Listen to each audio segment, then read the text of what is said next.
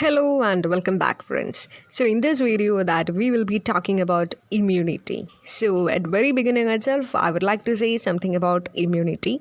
So what does mean by this immunity? So the term immunity that means it's an ability of an individual to fight against infection causing diseases is what we termed as immunity. Or in another aspects, it can be said that it's a capacity of an individual to fight against foreign particles that causes infections, and this is strictly a basic definition for immunity. So next we will be talking about the types of immunity. So the immunity can be strictly divided into two, as natural immunity and artificial immunity. And this natural immunity is also known as innate immunity, and the artificial immunity is also known as adaptive immunity. So let's move on to the first one, that is innate immunity. Innate immunity is a type of immunity that a particular person possesses an immunity only because of his or her genetic makeup is what we call as innate immunity. And this innate immunity that can be divided into two, as specific and non-specific. And this specific and non-specific can be again classified into three, as species specific, individual specific, and races specific.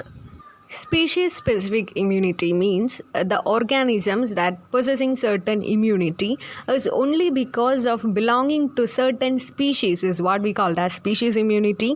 And coming to next is races immunity. Races immunity means the individuals are having an immunity, the only reason of being belonging to a specific races is what we call as races immunity. Then next we will be talking with individual immunity. Individual immunity means each and every individual that possess different immunity, right? So they usually having a different degree of immunity. It's only depends on their genetic composition. And the best example for that is homozygous twins having a different degree of immunity as compared to heterozygous twins. So this was the classification of innate immunity. So here we said about species specific immunity, then individual specific immunity, and race specific immunity. The immunity that develops after birth or the immunity that develops throughout the lifespan is what we call as artificial or adaptive immunity. And this artificial or adaptive immunity can be strictly divided into two, as passive immunity and active immunity. The passive immunity is a type of immunity that is obtained through ready-made antibodies is what we call as passive immunity. And the passive immunity can be strictly divided into two, as natural passive immunity and artificial passive immunity. So natural passive immunity is a type of immunity that is mainly developed in a particular person through breastfeeding. The first milk from the mother is what we call as colostrum, and that are rich in antibodies, and this breast milk that accounts for a natural passive immunity. And the next one is artificial passive immunity, and artificial passive immunity is a type of immunity that is mainly developed in a particular person through injections. And next comes active immunity. Active immunity is a type of immunity by which in a particular person develop this immunity after their birth. That means active immunity develops in a particular person throughout their lifespan is what we call as active immunity. And active immunity having also two classification, that is natural active immunity and artificial active immunity.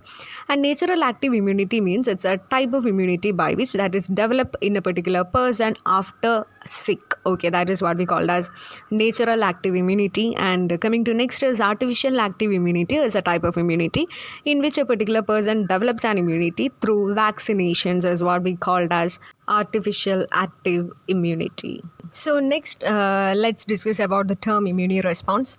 Immune response means it's a production of antibodies with encounter with an antigen as what we termed as immune response. And immune response are two types, that is primary immune response and secondary immune response.